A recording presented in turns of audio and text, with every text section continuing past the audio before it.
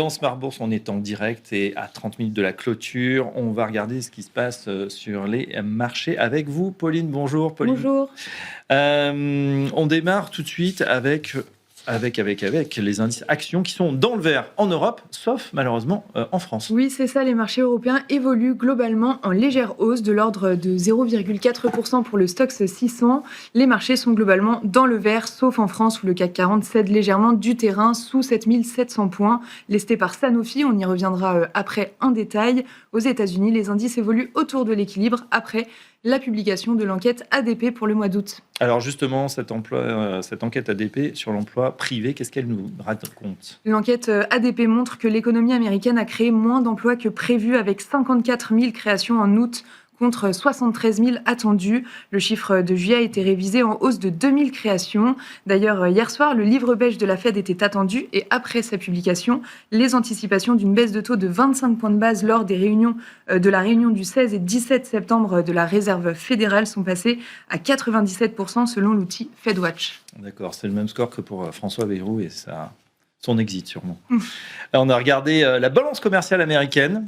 Également. Oui, le déficit commercial des États-Unis est en hausse et s'établit à plus de 78 milliards de dollars en juillet. Cela correspond à une augmentation du déficit de plus de 32% par rapport au mois de juin, mois pour lequel le déficit a été légèrement revu à la baisse.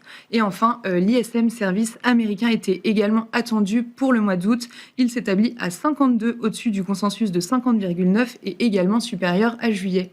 Du côté des rendements obligataires, ça se détend un peu. Le rendement américain à 10 ans se stabilise sous 4,20%. Le rendement américain à 30 ans est également stable sous les 4,90%. En Europe, le rendement allemand à 10 ans se détend autour de 2,70%.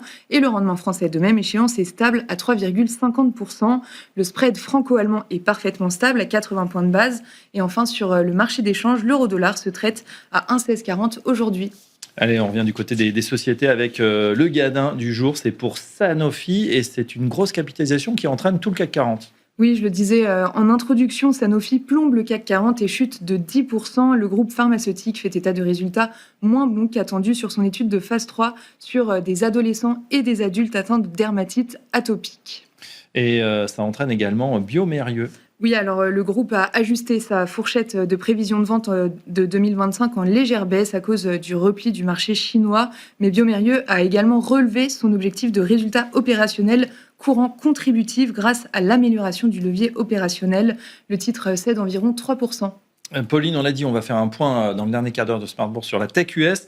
Justement, Salesforce a publié et ça a déçu. Oui, le titre chute de plus de 7% dans les premiers échanges à Wall Street. Hier soir, on a pris connaissance des comptes du deuxième trimestre qui sont supérieurs aux attentes, mais le fournisseur de logiciels dans le cloud annonce prévoir un chiffre d'affaires inférieur aux attentes des analystes pour le troisième trimestre à cause de l'incertitude macroéconomique. Voilà, et on termine avec l'agenda de demain. Qu'est-ce qu'on va surveiller ? Les investisseurs prendront connaissance demain du rapport officiel sur l'emploi du département du travail américain pour le mois d'août. Et en zone euro, le PIB du deuxième trimestre en troisième lecture est également attendu.